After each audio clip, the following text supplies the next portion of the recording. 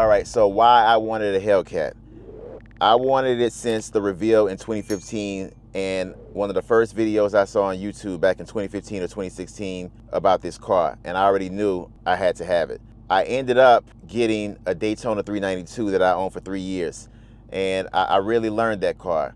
I documented the entire car's lifespan on this channel. Now, after owning that 2017 Daytona 392, I got to test drive a 2018 Challenger Hellcat wide body on a closed course, and immediately I knew I had to own a Hellcat. I knew at that point I wanted that platform.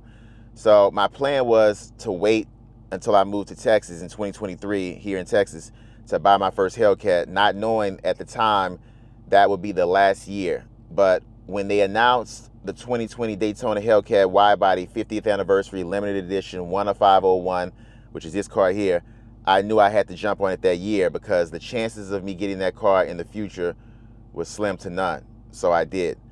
And lastly, I just wanted an upgrade. I just wanted something new. I wanted something fresh. I wanted something with a little bit more power. You know, that 392 has a lot of power. 485 horsepower is a lot. It's damn near 500 horsepower.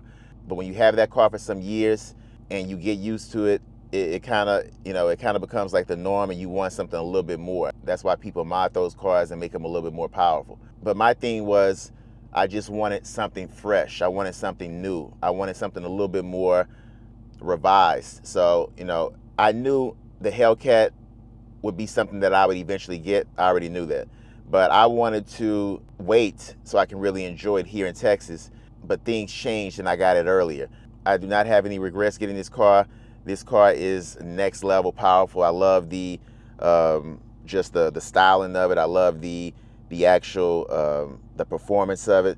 I love the good attention that it gets, and it's just an all-around solid platform.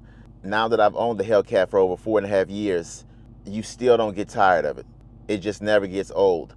And I always knew that I would keep this car. I already knew from the start I was not getting rid of this car. I wasn't going to sell this car. It wasn't going to be a car that I would use to make money off of, and it was just something that I would always have.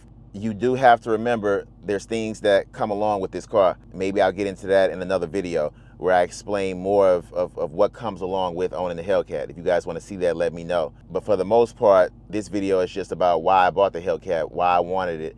And it just started off, technically it kind of started off even before that, when I had that Genesis for 7 years, and that horsepower kind of got me into the entry level of what horsepower really is. You know, it was 375 horsepower on a V8 4.2 liter ZF automatic transmission, 4-door sedan, just like this. I had it in all black, and I actually started off this channel making videos on that car until I got my Daytona 392, which was a 2017 for that year. But just an all-around solid car. You know, I love it. I don't have any complaints. Little small things I had to do in between. I already talked about those in other videos. I had to get certain things replaced.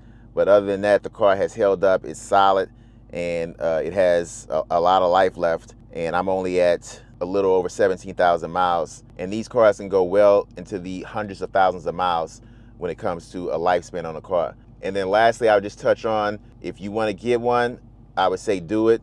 Right now, you probably won't find one brand new. The last year was 2023, so you may have to maybe get lucky, go to a dealership that still has one here in 2024. This year is almost over, so you got to kind of hurry. And if you do find one used, you want to try to find out as much history that you can on that car to make sure it wasn't just completely abused. I mean, if the car was cared for how I care for it, then I would say do it, but it would be hard to know that unless somebody documented everything how I document on YouTube. But you would just really have to do your research and see if you can find out the history on that car before you jumped on it. But you will not be sorry. All right, so that is going to do it for this video.